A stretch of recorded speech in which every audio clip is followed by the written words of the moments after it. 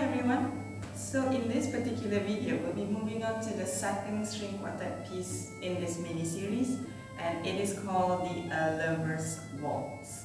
Hi, my name is Misa and I play the violin with the Amethyst String Quartet. First of all, I wanted to say congratulations to Wani for this amazing album. I know how hard you've been working on this music and I'm so honoured to be part of your journey. Today I'm hopping on here to talk about A Lover's Waltz, which is one of the 3 pieces we performed on the album, and I had such a fun time working with Wani, Wesim and Sophia. One of the things that I think really stand out about Wani's music is that she writes memorable melodies, and in A Lover's Waltz it's no different. Anytime that I've been playing or rehearsing this music, I always go back home and I have the melody in my head repeatedly for days, and I really love that about Wani's music so much. Another thing I can say about Wani's string quartet music is that she will always pass around the melody to each individual player, so everybody has a chance to solo and play the main part. And in this piece it's also the same, so we start off with the melody in the first violin, but then we go through several different sections where each instrument is getting a chance to shine.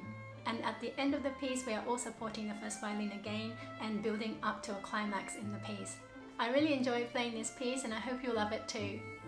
So when we're talking about waltz, it's going to be obviously in a 3 time signature, so it's going to be 1, 2, 3, 1, 2, 3, because that's generally what waltz are.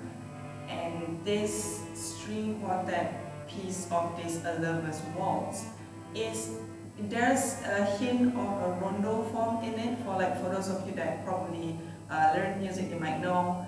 But for those of you that don't, a rondo form is basically you have the main theme keep coming back in between of the new section. That's kind of like briefly how you would explain it in like just one sentence. And the idea is there. That's kind of like the inspiration of the music structure for A Lover's Waltz. And when I wrote this piece, I had this idea of this image of this being like a masquerade ball or something like that. And there's this one character which is the theme of the song, where you hear that di-da-da-da-di-da-da-di-da-da, where you hear the theme, which kind of like this character, and went to the masquerade ball and then danced with like a few different people or a few different suitors, you could say that, I guess.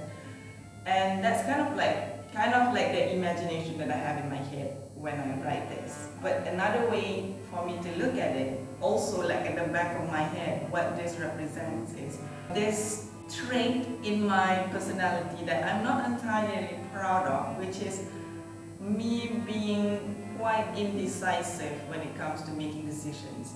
When it comes to like decisions that affects my life, then I usually know what I'm talking about, or know what I'm thinking about. But when it comes to like simple stuff, like choosing what to eat in a menu, when I look at the menu, it's either everything looks great that I can't decide, or none of them appeal to me that I still can't decide.